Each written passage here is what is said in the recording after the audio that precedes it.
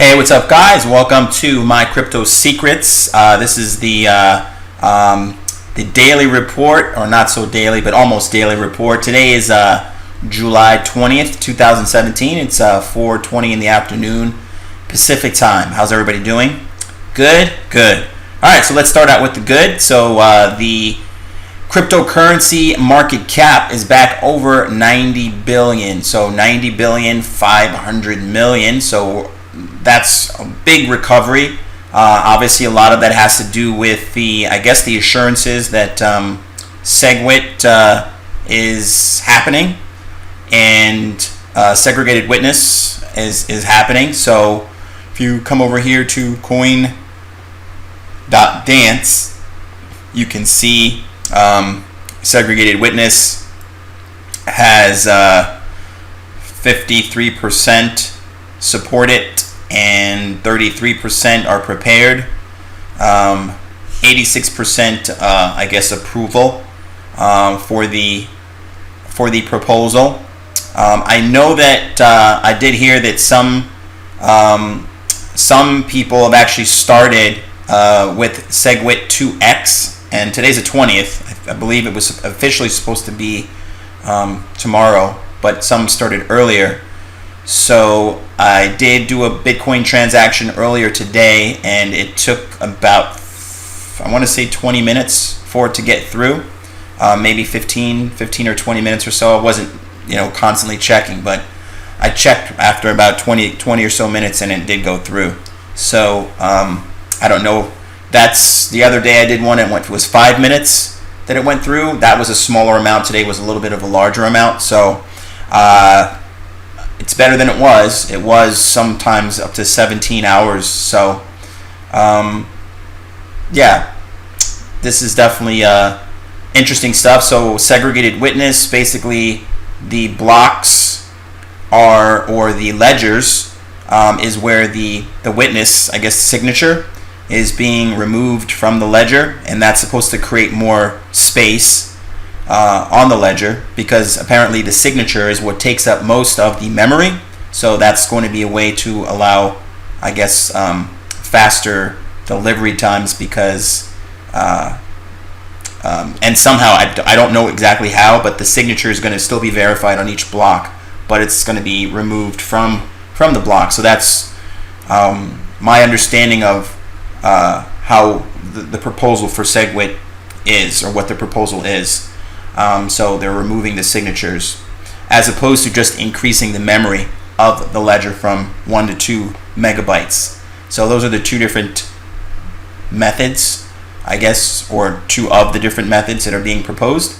And apparently there's a lot of sort of political fighting going on with it. Some people had made proposals months back and weren't listened to, and so they're mad now, so they're not wanting to raise their hand for this. So we'll see what happens. Obviously, the markets have been really strong. I'm looking right here. The last price, 28.66, 28.64 for Bitcoin. So we're getting, it's heading back up towards all-time highs again.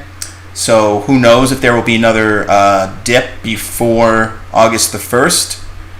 Or if this means that things are going to break through 3,000 and go beyond. So I know that some people were able to buy Bitcoin when it dropped down to around 1890 the other day, last weekend. And obviously, if you did that, you're feeling pretty good right now. It's almost $1,000 increase from where it dipped to. So I expect some continued volatility going through into the summer, because things are still not set in stone as to what's going to happen. And that's fine, especially if you're doing any kind of arbitrage trading. Obviously, having those price fluctuations is good if you know what you're doing. So that's cool. So that's the state of what's going on today, at least from my perspective. And I'm still very excited about Bitcoin, as well as a lot of the other cryptos, which have been showing relatively good gains, as Big Papa Bitcoin is sort of leading the way, and obviously many of the other altcoins are connected to the strength of Bitcoin for the most part. So the market's looking strong, and that's a good thing. So to the next part of the video, I wanted to cover something that's very annoying to me, and I don't know about you, and that is it says here on this report, convictions, jail time on the rise in the US for selling Bitcoin. So as I understand it, Bitcoin in the United States by the IRS, the Internal Revenue Service, is considered not a currency, but is considered property. Okay? So while it's in Japan, it's recognized as a currency, here it isn't yet. So it's considered property here. So property. We're supposed to be living in the land of the free here in the U.S., although that's these days you could argue against that with a lot of strength. You could argue against the United States being the land of the free anymore. Many other countries have seemingly a lot more freedoms than we do. Specifically when it comes to this arena. So if I have property, and that's what Bitcoin is, so let's just replace Bitcoin with my car, and I have the title to my car.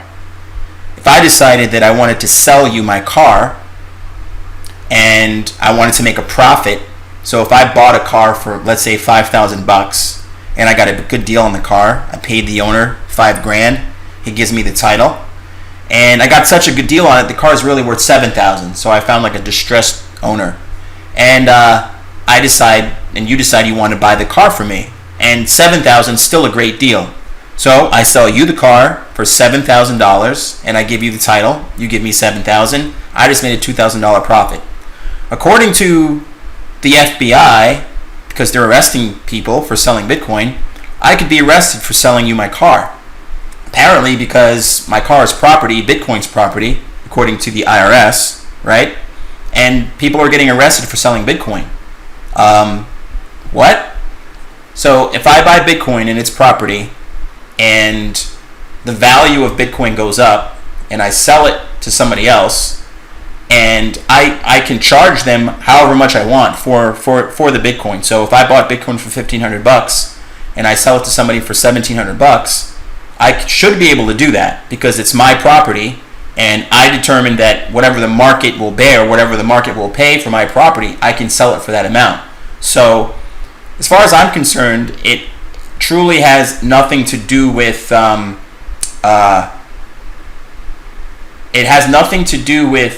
whether they're considering it property or currency. Basically, it's out of the man's control. Right? They don't have control of this cryptocurrencies, which is why it's so exciting.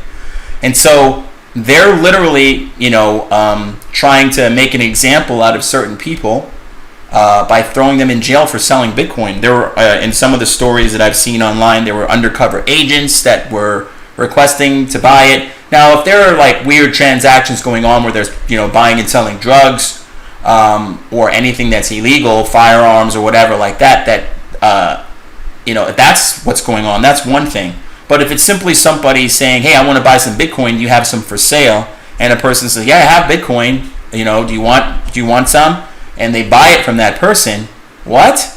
People are getting thrown in jail for that? So on the one side, they don't want to, the charges were for, conducting financial transactions without being licensed or whatever, but they don't consider Bitcoin a currency. So how can it be a financial transaction if Bitcoin is not a currency but is property? So I don't need a license to sell my car, just like I don't need a license to sell my house.